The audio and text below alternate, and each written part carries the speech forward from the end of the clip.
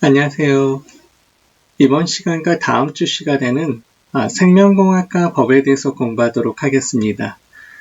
오늘날 생명공학 과학기술이 발달함에 따라서 많은 윤리적인 문제가 발생하게 되었고 법적으로 어떻게 해결해 나가야 될지 한번 우리가 실제 사례들을 보면서 한번 공부해 보도록 하겠습니다.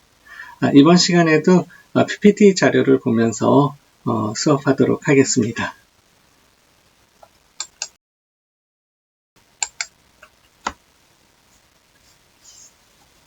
우리가 생명공학과 법에 대해서 공부하기에 앞서서 몇 가지 알아야 될 개념에 대해서 확인하고 그리고 수업을 진행하도록 하겠습니다.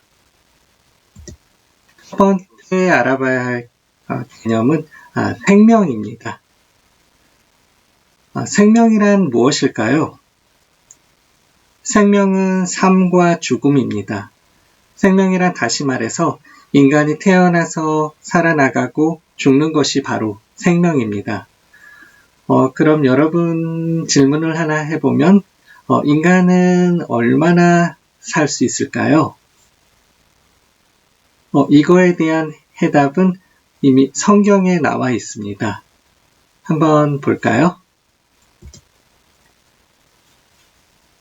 창세기 6장 3절에 나와 있습니다. 한국어 버전과 영어 버전 성경을 우리 비교해 보면서 한번 보도록 하겠습니다. 창세기 6장 3절 그러자 하나님께서 말씀하셨다. Then God said, 내가 사람들에게 영원히 생명을 불어넣지는 않을 것이다. I'm not going to bless life into man and woman endlessly. 우리 잘 아는 수거 be going to 수거도 나왔네요. 네, 반갑죠? 결국 그들은 죽게 될 것이다. Eventually they are going to die. 이제부터 그들은 120년밖에 살지 못할 것이다. From now on, they can expect a lifespan of 120 years. 여기에 이렇게 나와 있네요. 120년만 밖에 살지 못하게 이렇게 해놓으셨네요. 우리가 지금 21살이니까 앞으로 99년 정도는 더 살 수 있네요. 이게 맞을까요? 작년 2019년 3월 10일 기준으로 중앙일보 기사를 보면은 기네스에 오른 최고령자 기사가 나와 있는데요. 일본 후쿠오카시에 거주하는 다나카 가네라는 할머니가 116세로 영국 기네스 월드 레코드에 기록을 남겼다고 합니다. 그런 거 보면은 성경 말씀이 아주 정확히 맞네요.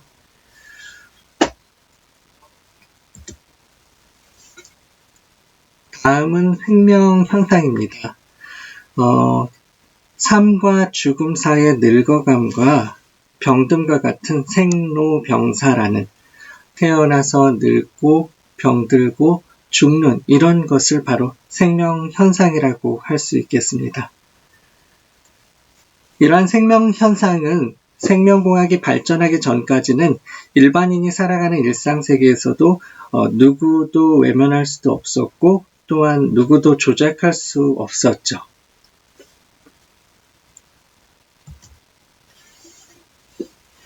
다음으로 생명문화라는 것은 앞에서 본 생명 현상을 사람들이 어떻게 인지하고 어떻게 반응하고 또한 어떻게 함께 처리하는지는 하나의 문화, 즉 생명문화인 것이죠.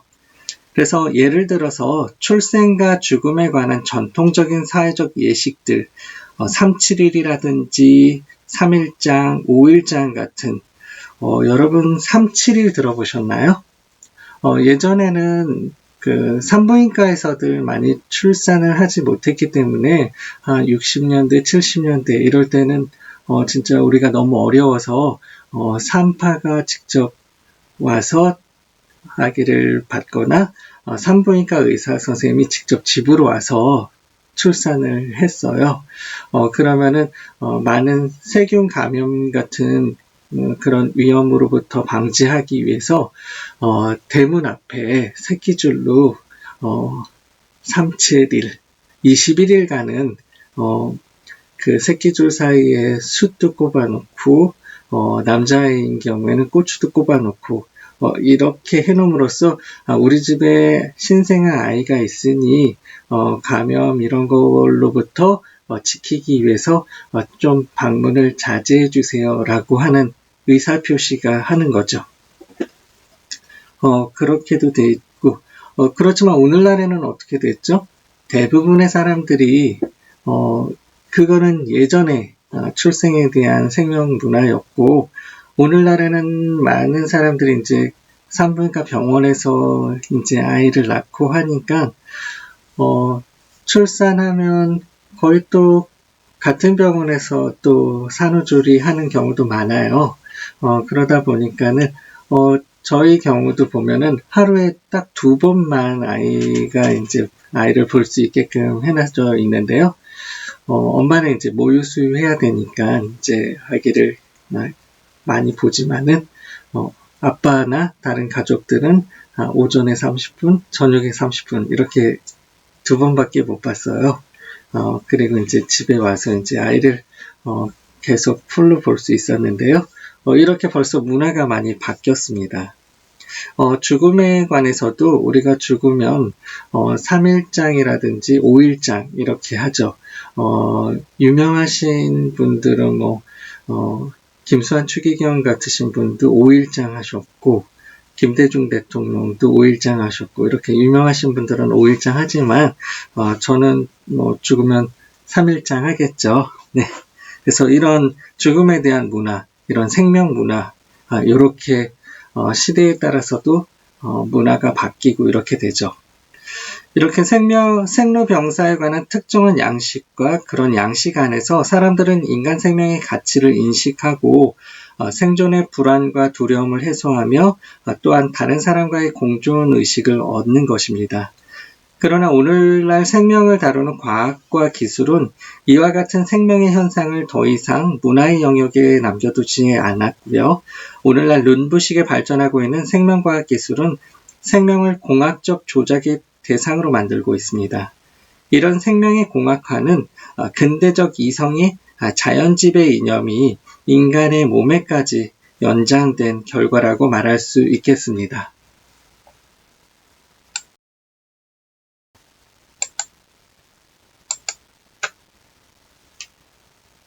다음으로 생명공학의 정의에 대해서 공부하겠는데요.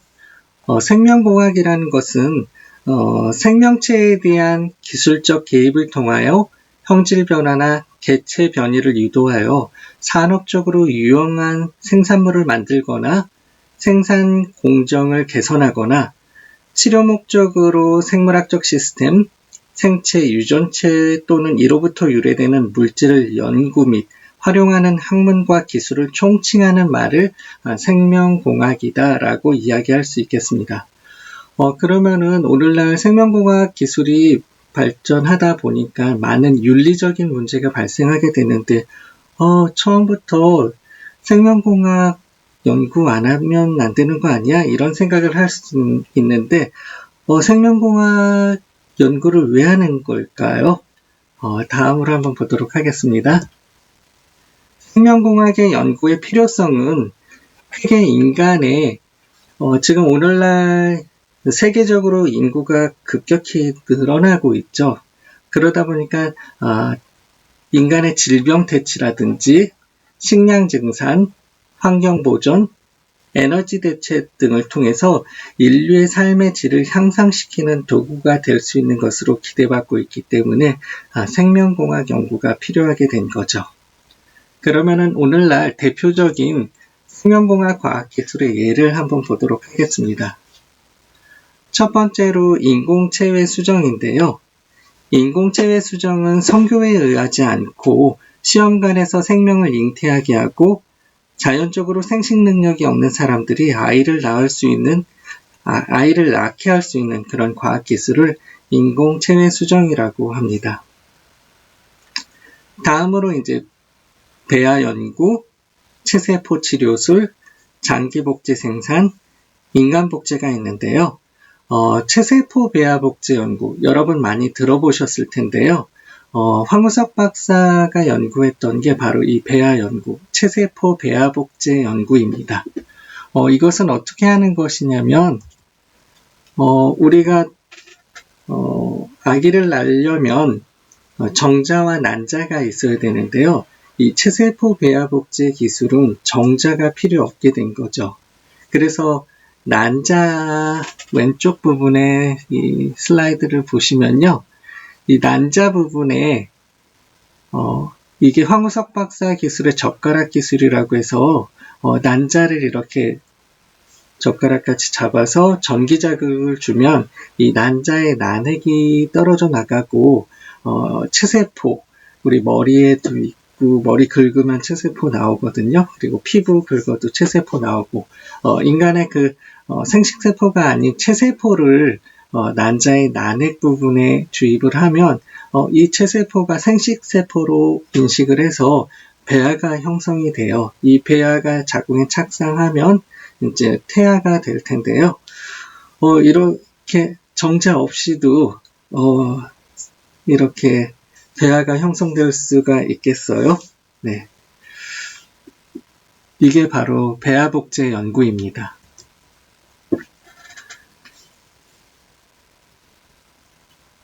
앞에서 본 인공체의 수정에 더 나아가 남성의 정자와 여성의 난자가 만나지 않고도 체세포 복제를 통해서 배아를 생성하게 하는 배아 연구, 그리고 질병의 치료에 이용하는 세포치료술, 그리고 동물에 이식시켜서 인간 장기를 만드는 장기복제 생산, 이 생성된 배아를 또 대리모의 자궁에 착상시키면 체세포와 동일한 유전자 구조를 지닌 인간을 태어나게 할 수 있는 인간복제까지도 우리가 생각할 수 있겠습니다. 세 번째로는 유전병을 유발하는 유전적 결함을 배아나 태아의 단계에서 진단하는 산전 진단술, 그리고 그 결함을 교정하는 유전자의 제거, 교체, 추가 등의 조치인 유전자 치료술을 들 수 있겠습니다. 네 번째로 생명의 탄생을 막기 위한 임신중절 시술에 의해 낙태의 고통을 축소시키는 임신중절. 다섯 번째로 고통과 함께 죽어가는 자연적인 과정을 단절하고 자연적인 죽음 이전에 생명을 편안하게 마감할 수 있게 하는 안락사. 요즘에는 연명의료 중단이라는 표현을 쓰죠. 그리고 여섯 번째로 생명 연장 기술을 통하여 자연적인 죽음을 연장시키면서 다른 한편으로 그렇게 연장된 생명의 끝 이전에 아직은 이식에 유용한 장기를 얻을 수 있는 시점에 뇌사를 설정하여 장기를 이식하는 장기 이식술, 이런 것들이 대표적인 생명공학 기술이라고 할 수 있겠습니다. 이 외에도 굉장히 많은 생명공학 기술들이 있는데요. 중요한 것들만, 대표적인 것들만 제가 몇 개 이렇게 추려봤습니다.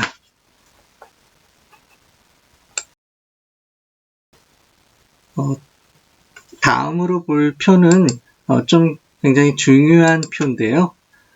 생명의 시작 단계에서 공학적 기술들이 투입돼서 그로 인해 말미암아 발생할 수 있는 윤리 문제, 생명 윤리 문제들을 우리가 한눈에 볼 수 있도록 제가 표로 만들어 봤는데요. 이 표는 여러분들이 잘 머릿속에 숙지하셨다가 중간고사 시험에도 출제가 될 거여서 좀 자세히 봐주셨으면 좋겠습니다. 우리가 앞에서 본 배아 이야기를 했었는데요. 우리가 배아를 생성할 수 있는 방법을 한 1, 2, 3, 4 이렇게 네 가지로 제가 이렇게 구별을 해봤습니다.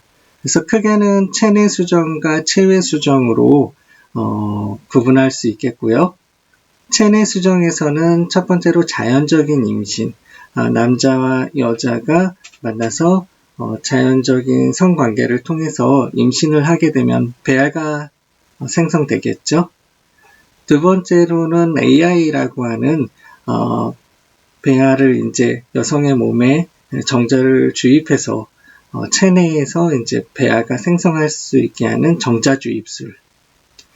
이게 체내 수정에 의해서 만들어낼 수 있는 배아의 종류고요.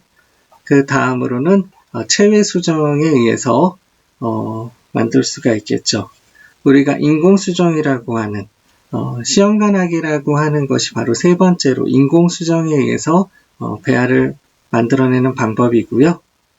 네 번째는 정자 없이도 난자의 전기작을 통해서 난핵을 빼낸 상태에서 체세포를 난핵의 자리에 딱 주입하면 배아가 형성할 수 있다고 했죠. 앞에서 본 것 같이 이 체세포 배아 복제에 의해서 배아가 또 형성할 수 있겠습니다. 그러면은 이렇게 1, 2, 3, 4 이렇게 네 가지 방법으로 배아를 형성할 수 있겠는데요. 여기서 이제 배아 생성하는 네 가지 방법, 각 배아들의 1행위, 2행위, 3행위, 4행위, 각 행위마다 어떤 생명공학 기술이 투입되고 어떠한 윤리적인 문제들이 발생하는지 이 표를 봄으로써 딱 해당 부분을 딱 지적을 하면 이때 어떤 생명공학 기술이 투입되고 이때는 어떤 문제가 발생하는지 우리가 한눈에 확인해 볼 수 있겠습니다. 그래서 자연적 임신을 하게 되면 그 다음에 우리가 산전 진단술을 하게 되어 있습니다. 그럼 대표적인 산전 진단술은 어떤 것이 있는지 한번 보도록 하겠습니다. 산전 진단술은 크게 초음파 검사와 양수 검사, 육모막 생검 이렇게 세 가지가 있는데요. 우리가 여러분들 나중에 임신을 하면 산부인과 진료를 받게 될 텐데요. 산부인과 진료를 받게 되면 거의 처음에 임신 테스터기를 통해서 이제 2줄 이렇게 나오면 임신인 거여서 직접 산부인과 가서 임신 여부가 정확히 맞는 건지 이제 다시 확인을 할 텐데요. 임신 초기 4주, 5주, 늦으면 6주 이렇게 산부인과를 방문해서 이제 임신 여부를 확인하게 될 텐데요. 처음에는 이제 임신 12주까지는 2주마다 정기 진료를 받고요. 12주부터 28주까지는 4주마다 정기 진료를 받습니다. 그리고 29주부터 출생 전까지는 35주까지는 2주 간격으로 다시 진료 기간이 짧아지고요. 36주 이상에서는 아이가 언제 이제 태어날지 모르는 그런 단계이기 때문에 이때는 매주 또 진료를 받게 돼요. 그러면 우리가 산부인과 진료를 받으러 갈 때마다 초음파 진료를 받아요. 그래서 초음파 검사 항상 이제 산부인과 가면은 대표적으로 하는 산전 진단이 초음파 검사다라는 걸 알 수 있겠습니다. 그 다음에 양수 검사가 있는데요. 양수 검사는 16주에서 18주 정도에 보편적으로 검사를 하고요. 양수 속에 있는 태아의 세포를 채취 배양해서 세포수를 늘린 다음에 그 세포의 염색체를 조사해서 태아의 건강 여부를 파악하는 그런 방법입니다. 비용은 조금 요즘에 많이 저렴해졌다고 해도 최하 80만 원에서 100만 원 이상 가는 게 이제 양수 검사고요. 그 대상자는 요즘에 결혼 정년기가 이제 점점 늦어지잖아요. 그래서 고령 임신인 경우 만 35세 이상인 경우에는 반드시 양수 검사를 하게 돼 있고요. 그래도 양수 검사 안 하는 그런 케이스도 있어요. 용감하죠. 네. 35세 이상인데 양수 검사 안 하게 되는 게 35세 이상부터는 다운증후군 발병률도 2배로 증가하기 때문에 이런 검사를 꼭 하게끔 하고 있습니다. 그 다음은 육모막 생검법인데요. 육모막 생검법은 임신 초기 9주에서 11주 정도에 이제 시행할 수도 있고요. 초음파 유도하에 가느다란 플라스틱 카테터를 자궁경관을 통해 삽입해서 육모막 육모를 소량 채취하거나 복벽을 통하여 바늘을 직접 육모막 육모로 접근시켜서 조직을 채취한 다음에 그걸 이제 배양해서 이상 여부를 확인하는 방법인데요. 이게 플라스틱 카테터라고 하더라도 자궁경관을 통과해서 채취하는 거기 때문에 많은 산모분들이 좀 꺼려하는 그런 면이 있어요. 그래서 대표적인 세 가지 산전 진단에서 초음파 검사와 양수 검사를 주로 많이 한다라고 아시면 될 것 같습니다.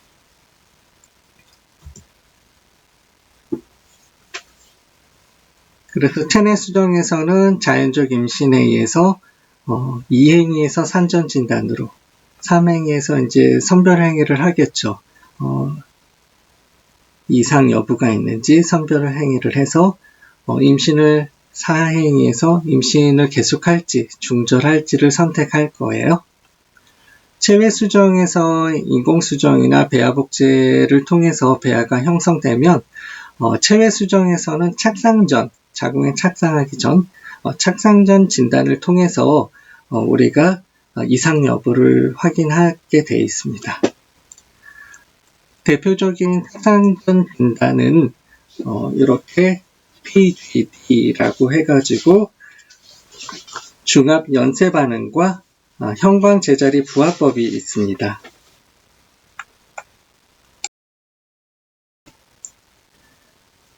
착상 전 유전자 진단은 체외 수정에 의하여 발생한 배아에 대해서 수정 후 수일이 지난 다음에 염색체 또는 특별한 유전적 결함이 있는지를 검사하는 것입니다. 수정 후 3일이 지나 6에서 10세포기가 된 이후에 할구된 세포 중에서 하나 또는 두 개를 채취해서 검사의 목적에 따라서 중압 연쇄 반응 또는 형광 제자리 부화법을 시행해서 유전자 검사를 시행하게 됩니다. 중압 연쇄 반응은 이 방법은 보통 염색체 우성, 열성 및 성염색체 유전질환을 증폭한 유전자를 이용해서 직접 특정한 유전자 자리를 알아보는 것이고요. FISH라고 하는 형광 제자리 부화법은 형광물질을 이용해서 염색체 이상을 보는 것입니다. 그래서 염색체에 이제 형광물질을 쫙 뿌리면 이상이 있는 염색체가 한눈에 보일 수 있게 되는 그런 검사법이 형광 제자리 부화법입니다.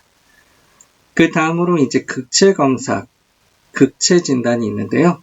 극체 검사는 모체로부터 유래할지 모르는 유전 이상을 검사하기 위해서 난자의 극체를 채취해서 유전자 검사를 하는 방법입니다.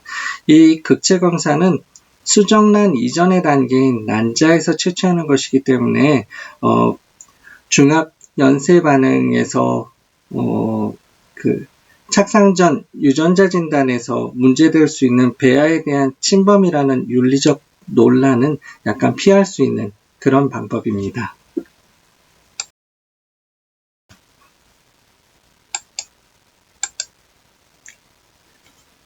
다시 마지막으로 이 표로 돌아왔는데요. 우리가 이 표에서 어느 단계를 딱 집었을 때 어떤 생명공학 기술이 필요하구나 라는 걸 알 수 있겠죠.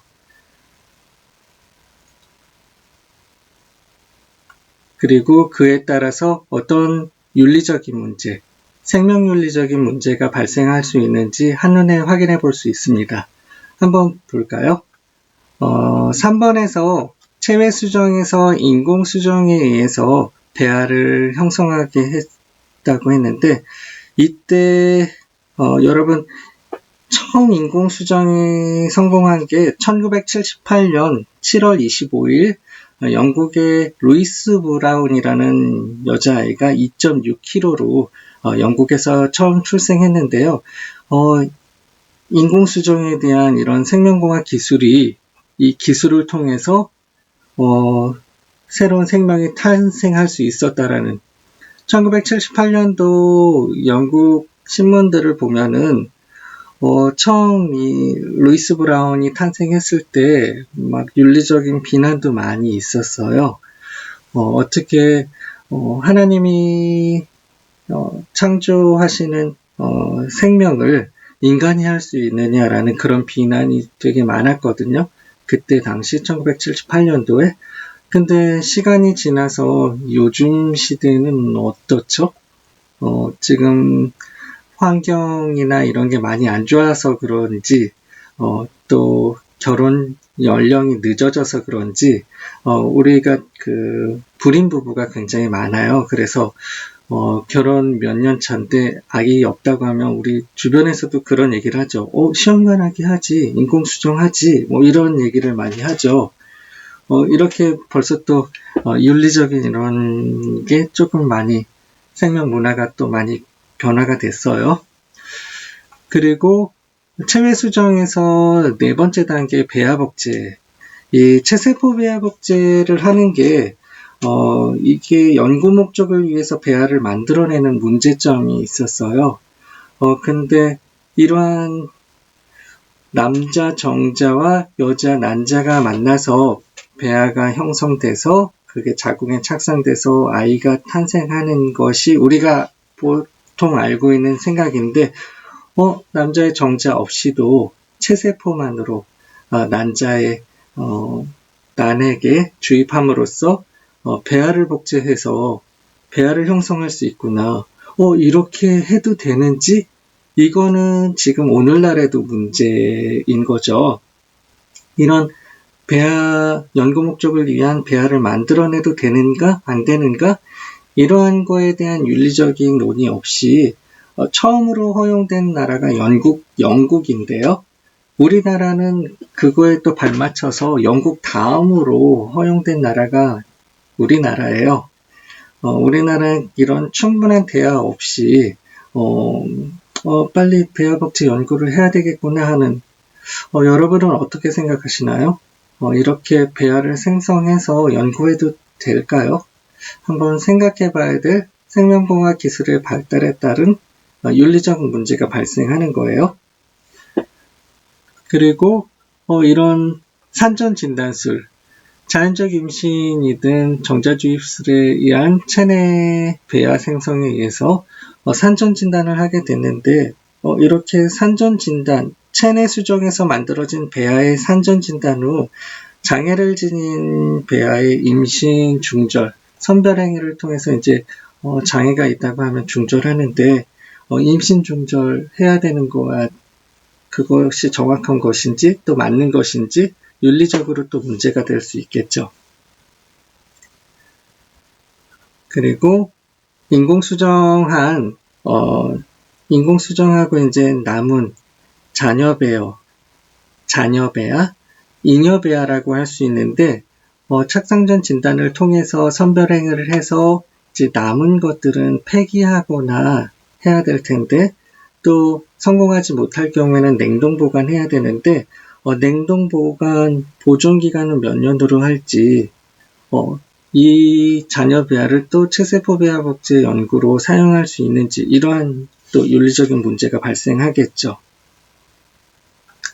그리고 인공수정과 체세포 배아 복제에 의해서 배아가 형성된 이 배아를 착상전 유전자 진단과 관련해서 등장하는 선별적인 배아이식 허용 문제, 우리가 미국에서는 이 착상전 진단에 의해서 이제 선별해서 이식하는 요거를 이제 디자이너 베이비라고 하는데요.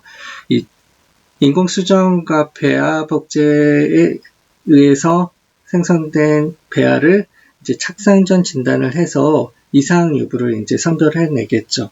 이때 이제 유성인 인자, 키 크고, 머리 좋고, 날씬하고, 이런 여러 가지 이런 것들을 디자이너 베이비를 생성할 수 있는 그런 단계가 이 착상전 진단 단계인데요.